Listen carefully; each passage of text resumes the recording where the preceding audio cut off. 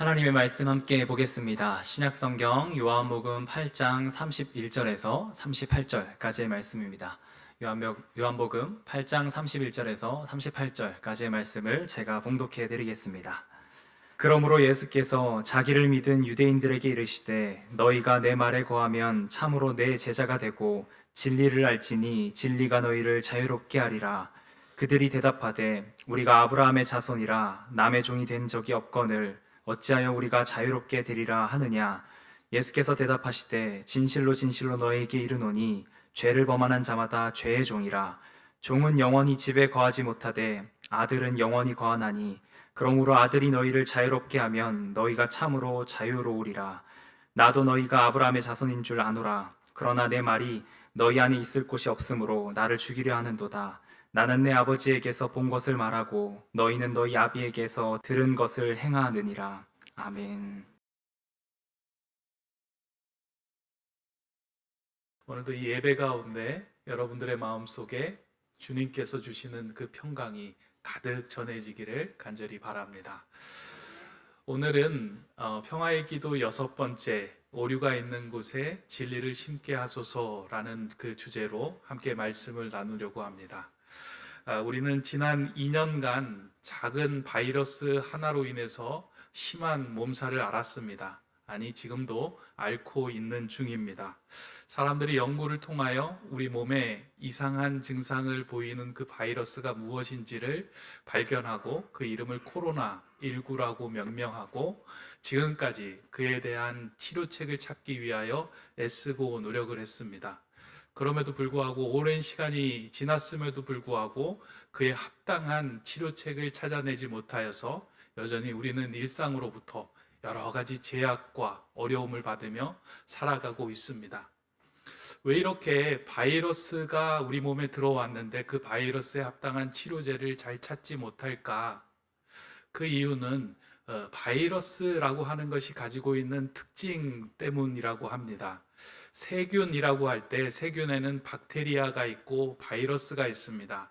근데 이 박테리아라고 하는 것은요, 이 생명체입니다. 그러니까 자기 증식이 가능한 생명체예요. 그래서 이 박테리아가 우리의 몸에 들어와서 이상한 증상을 보일 때는 그 박테리아를 없애는 그 치료책을 찾는 것이 그렇게 어렵지 않다라고 합니다. 근데 이 바이러스라고 하는 것은요, 생명체라고 보기에는 조금 어렵습니다. 자기가 스스로 증식할 수 있는 능력이 없습니다. 그러니까 공기 중에, 먼지 중에 떠돌아다니다가 우리의 몸에 호흡기를 통해서 몸에 들어오면 세포에 붙어서 그 세포를 이용해서 이제 증식을 하거나 이상한 오류를 일으키게 만드는 것이 이 바이러스입니다. 그러다 보니까 이 바이러스가 우리의 몸에 들어와서 어떠한 세포에 붙어 있느냐에 따라서 여러 가지 변이와 증상들이 다릅니다. 그러다 보니까 치료책을 찾은 것처럼 보이다가도요, 이상한 변이를 일으키면 또 그 변이에 대한 또 치료책을 찾아야 하다 보니까 완전하게 그 바이러스를 박멸하는 것은 어렵다, 요원한 숙제다라고 이야기를 하고 있습니다. 이러한 바이러스가 우리의 몸 안으로 들어오면 기존의 질서가 무너지고 여러 가지 변이가 일어나면서 우리의 몸에, 건강에 오류가 생기기 시작합니다. 그래서 이러한 바이러스를 우리가 대응하기 위해서는 치료책을 찾는 것도 중요하지만 실제로 육신의 몸에서는 그 바이러스를 이겨낼 면역력을 키워나가는 것, 평소에 그와 같은 바이러스로부터 자신의 몸을 지켜가는 것, 그것이 더 중요하다라고 우리는 이제 알고 있습니다. 이러한 시각에서 볼 때 우리의 육체의 오류를 일으키는 바이러스처럼 우리의 영혼에도 우리를 치명적인 죽음, 사망에 이르게 하는 바이러스가 있습니다. 성경에서는 그것을 죄라고 말합니다. 하나님께서 창조하신 이 에덴 동산, 완전한 에덴 동산에 죄가 들어오면서 그 죄로 인해서 아담과 하와의 마음속에서 오류가 일어나기 시작했습니다.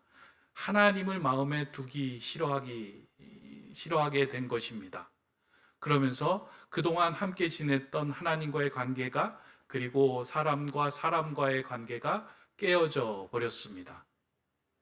그런데 이러한 오류는 한번 시작된 죄의 바이러스를 그 제 바이러스를 치료하는 그 치료책은 사람의 힘이나 사람의 그 노력이나 연구로 찾아낼 수가 없었습니다. 세대를 거듭할수록 여러 가지 변이를 일으키고 다양한 증상들을 통하여 우리가 하나님께로 더 나아갈 수 없도록 막는 일들이 더 많이 나타나게 된 것입니다. 하나님은 이러한 모습을 보시고 안타까움에 우리 인생을 보시고 이와 같은 치명적인 죄의 바이러스를 해결하기 위해서 자신의 사랑하는 아들을 이 땅에 보내어 주십니다. 그리고 그 아들의 이름을 예수라고 짓게 합니다. 여러분이 지난주에 혹시 필사를 하신 분들, 마태복음에 필사를 하신 분들은 아시겠지만 이 마태복음에 보면 예수라고 하는 이름의 뜻이 무엇인지가 그대로 기록되어 있습니다. 예수라는 이름은 자기 백성을 그들의 죄에서 구원할 자라는 뜻입니다. 우리가 너무 잘 알고 있는 말 아니겠습니까? 예수가 이 땅에 오시고 예수라는 이름은 하나님께서 지어주셨는데 그 예수가 이 땅에서 오셔서 하셔야 하는 일은 치명적인 죄의 바이러스로부터 우리를 구원해 주시는 일을 위해 오셨다라는 겁니다. 우리의 힘으로는 도저히 풀어갈 수 없는 그 오류들을 해결해 주기 위하여, 죄의 바이러스로부터 우리를 치유하기 위하여 새로운 생명의 백신으로 오신 분이 예수 그리스도입니다. 그래서 예수님은 자신이 이 땅에 오셔서 하실 일이 무엇인지를 명확하게 아셨습니다. 예수님 공생애를 시작하기 전에 회당에 들어가서 많이 사람들이 모인 자리에서 예수님께서 성경을 펴서 한 대목을 읽습니다. 누가복음에 기록된 말씀인데요. 이사야의 말씀을 펴서 읽습니다. 주의 성령이 내게 임하셨으니 이는 가난한 자에게 복음을 전하게 하시고 내게 기름을 부으시고 나를 보내사 포로된 자에게 자유를, 눈먼 자에게 다시 보게 함을 전파하며 눌린 자를 자유롭게 하고 주의 은혜의 해를 전파하게 하려 하심이라 하였더라. 죄에 포로된 자, 죄에 눌린 자, 죄를 통하여 하나님을 보지 못한 자에게 그 모든 것들로부터 자유케 하시는 사역을 위해 예수님이 이 땅에 오셨다라고 자신의 사역을 드러내고 말씀하셨습니다. 그리고 예수님은 이 사역을 위해서 그의 그 생애를 다 바칩니다. 예수님께서 이 땅에 오셨음을 이렇게 선언하신 것을 조금 더 함축해서 축약해서 하신 말씀이 우리가 오늘 본 요한복음 8장 32절의 말씀입니다. 예수님께서는 이렇게 말씀합니다. 진리를 알지니 진리가 너희를 자유롭게 하리라. 예수님께서 이 땅에 진리로 오셨고 너희가 포로되고 눌리고 억눌리고 보지 못하는 것들을 자유롭게 하는 그 진리의 본체로 이 땅에 오셨다라고 자신에 대해서 사람들에게 말씀합니다. 그러니까 앞에 누가복음에서 읽었던 그 긴 구절을요 함축해서 진리를 알지니 진리가 너희 안에 들어오면 너희가 자유케 될 것이다 라고 말씀하신 것입니다. 이 구절은 우리가 우리 마음에 굳게 새겨놓아야 하는 구절입니다. 우리의 삶 속에서 해결되지 않았던 그런 치명적인 오류, 죄로 인해서 생겨난 여러 문제들을 해결할 수 있는 방법들은 우리가 책을 봐서 우리가 노력을 해서 애를 써서 해결이 되지 않습니다. 진리이신 예수 그리스도가 우리 안으로, 우리가 예수 그리스도의 영향력 안에 있을 때 그 우리를 누르고 포로되게 하는 모든 것으로부터 자유롭게 될 수 있기 때문입니다. 그러나 예수님께서 이 말씀을 하실 때에 유대인들은 예수님의 이 말씀의 뜻을 제대로 이해하지 못하였습니다. 너희를 자유롭게 한다라고 하는 그 자유라고 하는 표현은요, 포로된 자, 종으로 살아갔던 자들이 해방되어 자유를 얻는 것, 그것을 의미하는 단어였습니다. 그러다 보니까 유대인들의 생각에는 자신들은 포로가 된 적이 없는데, 눌린 적이 없는데, 우리는 자유롭게 살아가는 존재인데 당신이 나를 자유롭게 한다라고 하는 말 그 자체가 이해가 되지 않는다라고 한 것입니다. 실제로 예수님 당시의 유대 땅은 로마의 식민지였지만 그 유대인들은 종교의 억압을 받지 않았습니다. 그들은 그대로 자신들이 믿는 하나님에 대한 종교를 가지고 신앙을 가지고 유지하였습니다. 그러다 보니까 자신들은 포로가 되지 않았다라고 생각을 했습니다. 또한 오히려 유대 제사장들과 지도자들은 로마의 정치 권력과 결탁하여 이전에 누리지 못했던 재물의 번영을 그들은 누리고 사용을 했던 사람들입니다. 그러다 보니 자신들이 눌린 것처럼 여겨지지 않았던 것입니다. 당신이 날 자유롭게 한다고 하는데 우리는 그 자유가 필요한 사람이 아니다 라고 얘기하면서 예수님을 향하여 이렇게 말합니다. 그들이 대답하되 우리가 아브라함의 자손이라 남의 종이 된 적이 없거늘 어찌하여 우리가 자유롭게 되리라 하느냐. 나 갇힌 적 없다, 나 포로된 적 없다, 나 지금 자유롭게 산다 라고 이야기를 합니다. 근데 예수님은 여기에 대해서요 그들과 논쟁을 벌이지 않으시고 그들의 영적인 상태를 진단하는 말씀을 이어서 이렇게 하십니다. 34절의 말씀입니다. 예수께서 대답하시되 진실로 진실로 너희에게 이르노니 죄를 범하는 자마다 죄의 종이라. 너희가 포로가 되고 너희가 눌리지 않았다라고 이야기를 하지만 실제로 너희의 삶 속에 죄를 행하고 있는 것을 볼 때 너희는 죄의 포로로 죄의 종으로 살아가고 있다. 너희의 영적인 상태를 이야기하는 것이다 라고 예수님은 그들의 영혼의 그리고 마음의 상태를 이야기를 해주고 있습니다. 이것은 오늘 우리들도 마찬가지입니다. 우리도 자유롭게 살아가고 있는 것처럼 생각이 되지만 우리도 무엇인가에 눌리고 포로가 되고 갇혀서 살아가고 있습니다. 우리가 하는 생각들, 우리가 내린 결론들, 우리가 내린 행동들이 모두 다 주님의 것으로 주님의 계획 가운데 선한 것들로 우리가 살아가고 있지는 않습니다. 우리 인생에 내린 결론, 행동들, 이것들이 우리가 행하지 말아야 할 그 무엇 죄의 종으로서 행하는 일들이 많이 나타나고 있습니다. 심리학자 케이티프 노이드는 사람들은 살아가면서 마음의 6가지 감옥에 갇혀 살아간다라고 이야기를 합니다. 첫 번째는 자기도취의 감옥이다라고 말을 한대요. 이러한 감옥에 갇힌 사람들은 자신이 하고 내린 그 결단, 생각, 판단이 맞다고 생각하여 다른 사람들의 이야기를 경청하지 않게 된다라고 합니다. 그러니까 내가 생각, 내 행동, 내 판단이 맞는 거예요. 자기가 제일 이렇게 온전하다라고 생각하기 때문에 다른 사람들의 생각과 이야기는 듣지 않는 거예요. 두 번째는 비판의 감옥입니다. 이러한 감옥에 있는 사람들은 다른 사람의 장점은 보지 못하고 단점을 찾아내어 비판하는 데 탁월합니다. 그러니까 누군가의 한 사람을 볼 때요, 여러 가지 장점들이 많이 있음에도 불구하고 잘 보이지 않는 그 허물을 끄집어내어 판단하고 비판을 하는데요. 이게 내가 자유로운 삶이 아니라 내가 그와 같은 것을 바라볼 수 있게 하는 무엇인가 감옥에 갇혀 있기 때문에 그와 같은 판단과 이야기를 하게 된다는 겁니다. 세 번째는 절망의 감옥입니다. 이러한 감옥에 갇힌 사람들은 즐거운 일에서도 부정적인 것을 찾아내며 불평과 불만과 절망을 하며 살아갑니다. 네 번째는 과거 지향의 감옥입니다.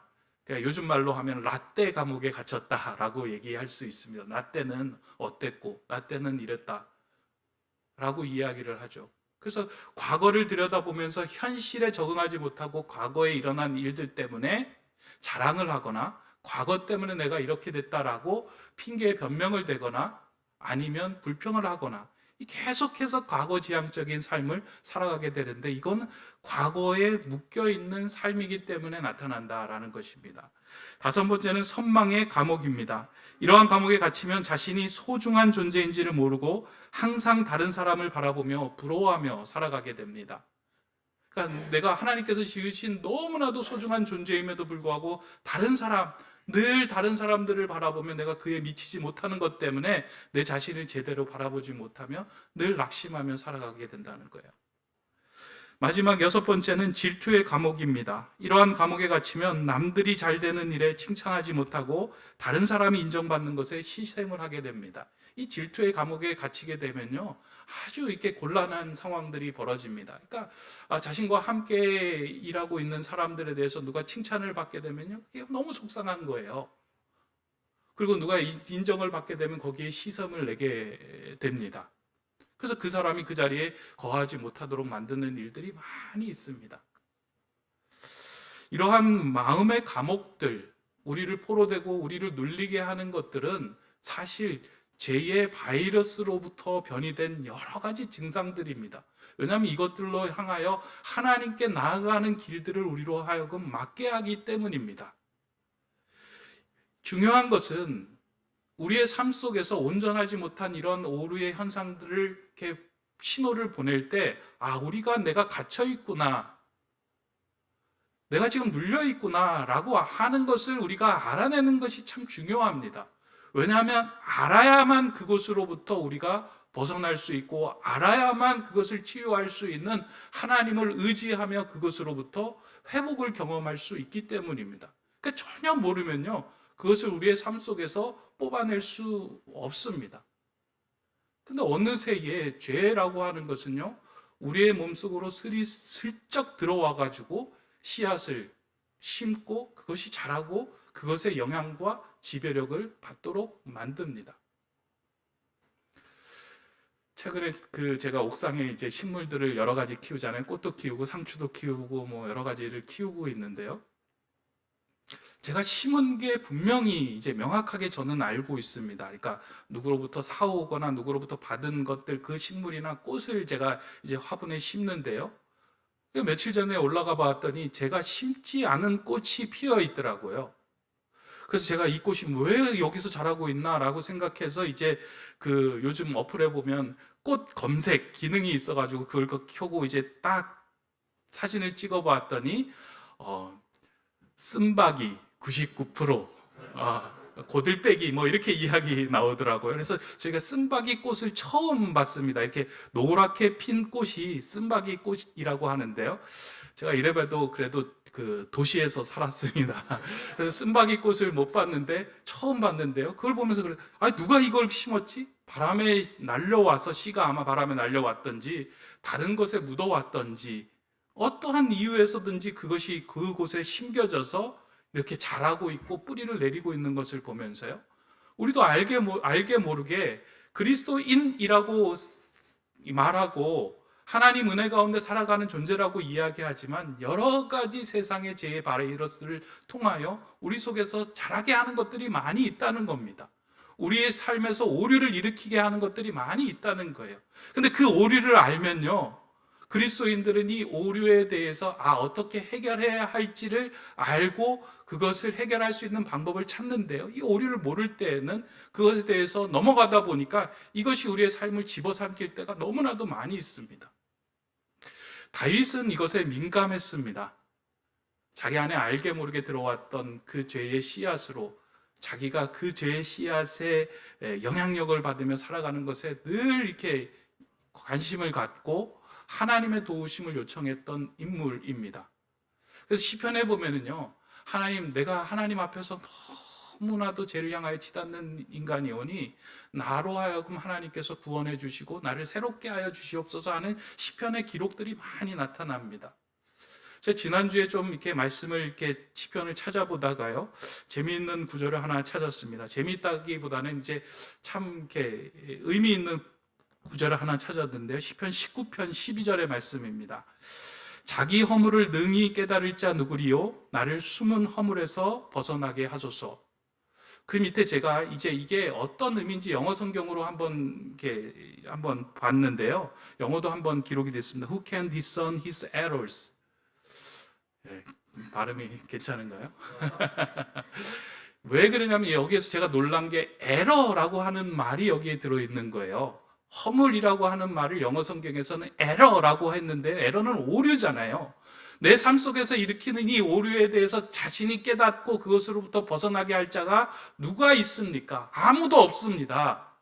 하나님만이 이 오류로부터 우리를 제대로 된 궤도로 올라서게 할 수 있습니다 라고 고백한 구절이에요. 에러는 오류이고요, 성경에서 에러라는 말을 사용했을 때는 길을 빗나가다, 아니면 궤도를 이탈하다, 관역에 빗나가다라는 말을 사용할 때 이 에러를 사용하는 거예요. 우리의 삶에 하나님을 향하여 나가야 되는데 오류가 일어나고 에러가 일어나면 세상을 향하여 살아가게 되는 그런 상태를 이야기합니다.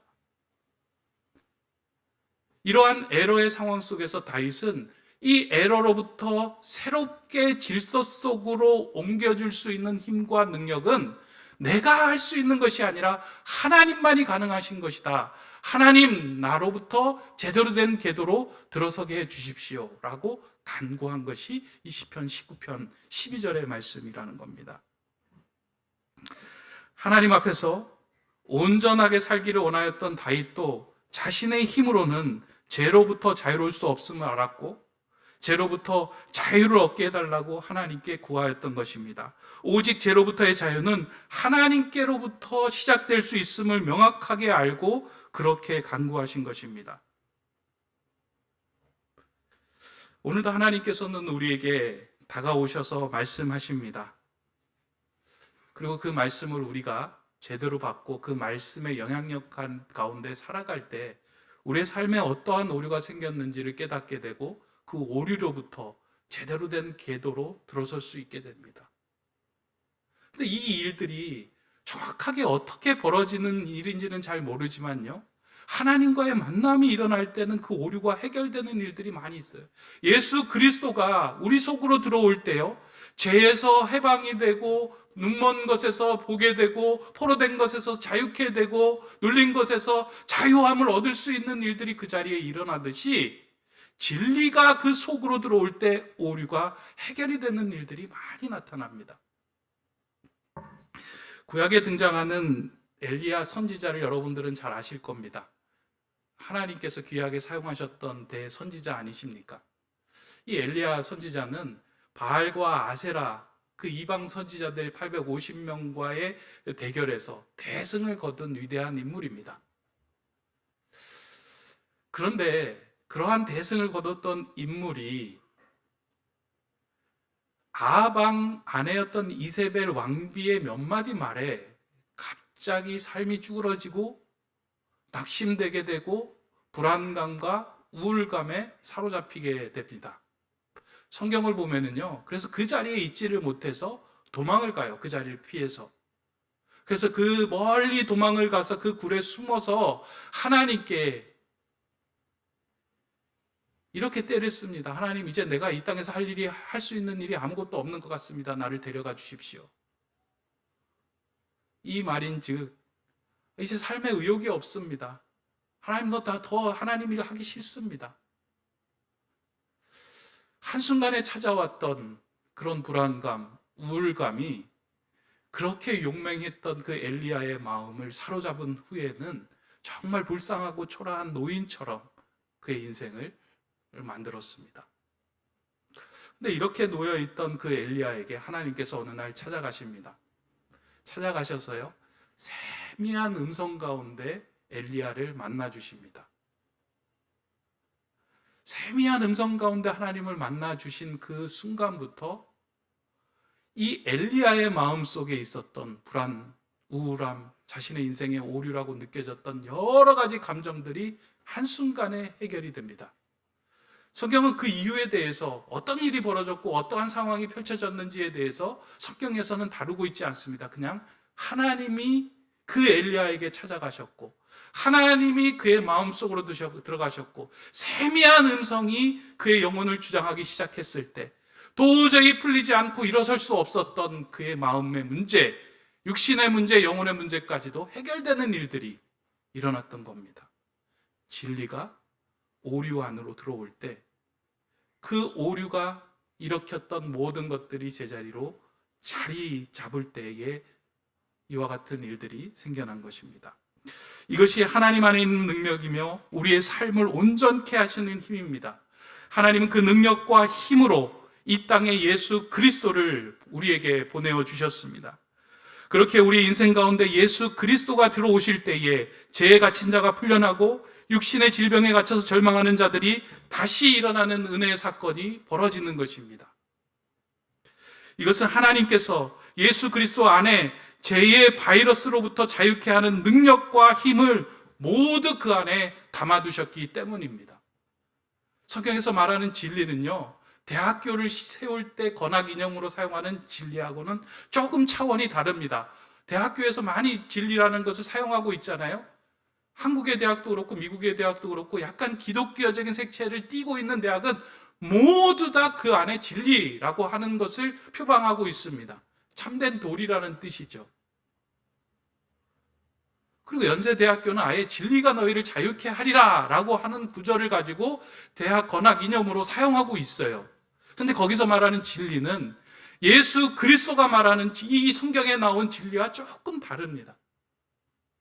성경은 예수 그리스도가 구원자이며 예수 그리스도가 참이시다, 예수 그리스도가 왕이시다, 예수 그리스도가 이 모든 죄로부터 우리를 구원해 주실 구세주이시다, 진리를 예수라고 표현하고 있어요. 그 예수가 우리의 삶 속으로 오면 우리 인생의 오류가 해결이 되는 겁니다. 그래서 오늘 우리가 살펴본 그 오류가 있는 곳에 진리를 심게 하소서, 이 기도는요, 그냥 우리가 지식으로 알고 넘어가야 하는 기도가 아닙니다. 다시 말해서 오류는 우리가 죄로 인해서 생겨나는 것이구나, 그리고 진리는 예수 그리스도시구나, 오류가 생겨났을 때 치료제가 예수구나 라고 아는 것에 끝난다면 그것은 우리가 믿음도 아니고 신앙생활을 하는 것도 아닙니다. 우리의 마음에 오류가 생기잖아요. 목사님, 저의 마음에도 오류가 생겨요. 육신의 오류도 생기고요, 영혼의 오류도 생겨서요, 하나님께로부터 나아가려고 할 때 막는 여러 가지 증상들이 나타납니다.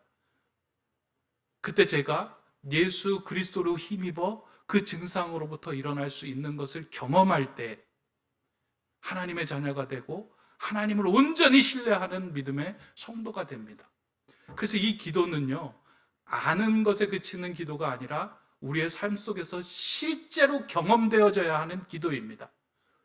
왜냐하면 바이러스를 치유하기 위해서 그래 치료제 백신이 있다라고 아는 것이 아니라 우리가 먹고 마시고 복용할 때 그것이 영향력이 되어 우리를 회복시키기 때문입니다. 여러분들, 예수가 진리이심을 진정 믿습니까? 여러분의 오류를, 그리고 여러분의 인생의 온전히 궤도를 온전하게 인도하실 분이 예수 그리스도이심을 신뢰하십니까? 그러면 그분의 영향력 안에 거하여야 합니다. 죄라고 하는 것은요, 오늘 보면 죄를 범하는 자라는 단어가 하나 있고 죄의 종이라고 하는 게 있어요. 그러니까 죄라고 하는 것은 우리가 죄를 짓는 것으로 죄가 하나 있고, 죄의 종이라고 할 때는 죄가 종을 다스리는 어떠한 인격체 지배 세력의 의미로서 가지고 있는 의미가 있는 거예요. 그러니까 행위도 있지만 어떤 지배 세력의 권력을 가지고 있는, 영향력을 가지고 있는 존재로 죄를 이야기합니다. 성경에서는 이 두 가지를 다 이야기하고 있잖아요. 그래서 하나님의 말씀 가운데 하나님의 영향력 안에 거하는 것도 있지만 죄의 영향력 안에 거하는 것도 있다는 거예요. 우리는 어떤 영향력 안에 거하는지 참 중요합니다. 그래서 예수님께서는 그 유대인들을 향하여 이 진리가 자유케 하리라 하는 말씀 전에 이렇게 이야기합니다. 31절의 말씀입니다. 그러므로 예수께서 자기를 믿은 유대인들에게 이르시되 너희가 내 말에 거하면 참으로 내 제자가 되고, 내 말에 거하면, 너희가 내 말의 지배를 받으면 참으로 내 제자가 되고, 너희는 어떤 지배 안에 사느냐? 내 말에 거하면 참 진리, 참 제자가 되는 것이고, 죄 안에 거하면 죄의 종이 되는 것이다 라고 이야기합니다.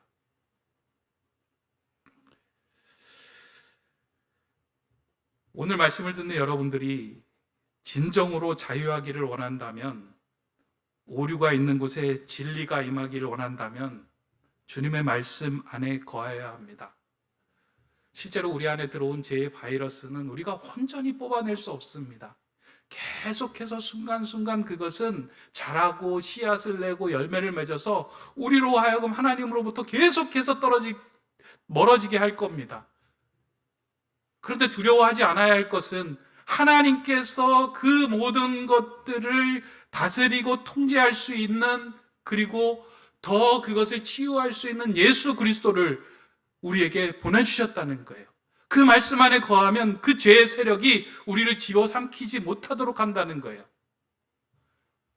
그러니까 바이러스는요, 치유하는 것이 아니라 그것을 이겨낼 힘과 면역력을 가질 때에 그 바이러스로부터 우리가 자유할 수 있는 거예요. 오류가 있는 곳에 진리가 있게 해달라라고 하는 그 간구는 내가 죄의 지배력 안에 살지 않고 이제는 하나님의 말씀의 지배력에 가까운데 살겠습니다라고 고백하는 겁니다. 이 기도를 하는 사람들은요, 우리의 마음속에 지금 오류를 일으키고 있는 여러 가지 문제를 놓고 함께 기도할 수 있어야 합니다. 하나님으로부터 여러분을 멀어지게 하는 여러 삶의 중독들이 있을 거예요. 끊어내지 못하는 중독들이 있을 거예요. 음란의 문제도 있을 거고요. 도박의 문제도 있을 것이고요. 술의 문제도 있을 것이고요. 여러 이성적인 문제도 있을 것이고요. 우리로부터 하여금 하나님께로 가까이 나가지 못하는 여러 가지 제2의 변이들이 있을 터인데, 이것에 한번 발을 딛기 시작하면 그 지배력 가운데 거하게 되는데요. 그러나 진리이신 예수 그리스도를 신뢰하며 그분에게 내 삶의 모든 것들을 내어드릴 때, 그분이 날 지배하기 시작할 때 이것으로부터 우리가 한순간에 해방되는 자유로워지는 은혜를 누리게 됩니다. 예수 믿으면 사람이 바뀌고 변하는 것이 뭐 이상한 것이 아니고요. 너무 자연스러운 일입니다. 그래서 저와 여러분들이요, 이 기도를 그냥 하는 것에 그치지 마시고요. 한번 기도했으면 좋겠어요. 하나님, 내 마음속에 이런 오류가 있는데요. 주님 아니고서는 해결이 되지 못합니다. 내 영혼에 이런 오류가 생겨서 내가 너무나도 힘든데요. 예수 그리스도의 능력 아니면 해결이 될 수 없습니다. 이렇게 기도할 때 주님께서 저와 여러분의 마음속에 있는 오류를 다시 제자리로, 정상적인 궤도로, 주님을 향하는 길로 인도해 주실 것입니다. 최근에 말씀 필사를 하다 보니까 마음속에 이제 거룩한 욕심이라고 할까? 제가 그냥 그렇게 이제 이름을 줬어요. 욕심이라고 할까? 마음이 하나 더 생긴 게 있는데요. 말씀을 필사하고 지나가다 보니까 뭐 좋기는 한데요. 이 말씀 속에서 한 구절을 좀 우리의 마음에 꼭 한 구절만큼은 좀 암송하고 외우고 새겨두었으면 좋겠다 하는 생각이 드는 거예요. 일주일에 한 구절.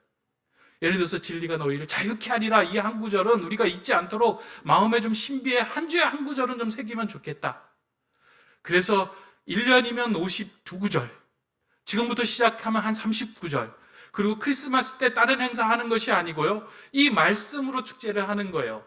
이 땅에 말씀으로 오셔서 우리의 죄의 바이러스를 해결해 주신 그 예수 그리스도와 함께 그 주님의 오심을 축하하면서 말씀으로 축제를 여는 거예요. 암송하기도 하고 막 여러 가지 그 말씀에 대한 그런 일들을 행하면 좋겠다 하는 생각이 드는데요.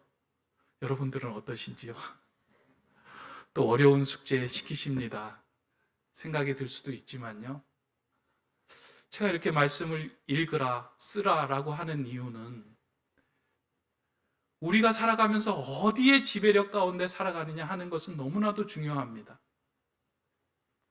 하나님의 말씀 가운데 거하고 그 진리를 경험할 때만이 우리는 오류가 난 곳에, 야, 내 인생에 하나님께서 내 인생에 오류가 났을 때 진리로 새롭게 하셨듯이 당신 인생에도 오류가 날 때 그 진리가 당신의 인생을 변화시켜 줄 거야, 과감하게 말씀할 수 있기 때문입니다. 이게 경험이 없으면요, 누구에게 얘기할 때, 예수에 대해서 얘기할 때 자신이 확신이 있지 않아요. 내가 경험하지 못했기 때문에. 야, 그거 약 좋더라, 먹어봐. 그게 아니고, 그 약을 먹었더니 내가 회복이 되었어. 그 약을 먹었더니 내가 치유가 되었어.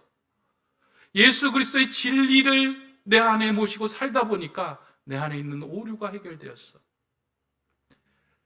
이것을 경험하고 누군가에게 전하는 삶이 된다면 저와 여러분의 삶이 평화의 도구의 삶이 될 것이고요, 오류가 있는 곳에 진리를 심는 성도의 삶이 될 것입니다. 그 기도를 우리의 입에서, 삶에서 행해나가는 저와 여러분 되시기를 간절히 바랍니다. 기도하겠습니다. 진리와 생명 되신 하나님, 이 땅의 거짓과 오류 속에 갇혀 죄의 종으로 살아가던 우리를 주님의 은혜로 불러주시고 진리이신 주님과 함께 의의 종으로 살아가게 하심에 감사를 드립니다. 지금까지 내 육신과 영혼에 일어난 모든 오류에 이 오류를 해결할 수 있는 진리신 주님을 초청합니다. 주님만을 영접합니다. 진리신 주님으로 인하여 삶의 질서가 생기게 하여 주시고 몸과 영혼의 오류를 일으키는 모든 부분으로부터 자유를 누리는 그런 삶을 살아가는 자 되게 하여 주시옵소서. 그런 기쁨의 소식을, 그런 복음을 전하는 화평의 도구가 다 되게 하여 주시옵소서. 예수 그리스도의 이름으로 기도드립니다. 아멘.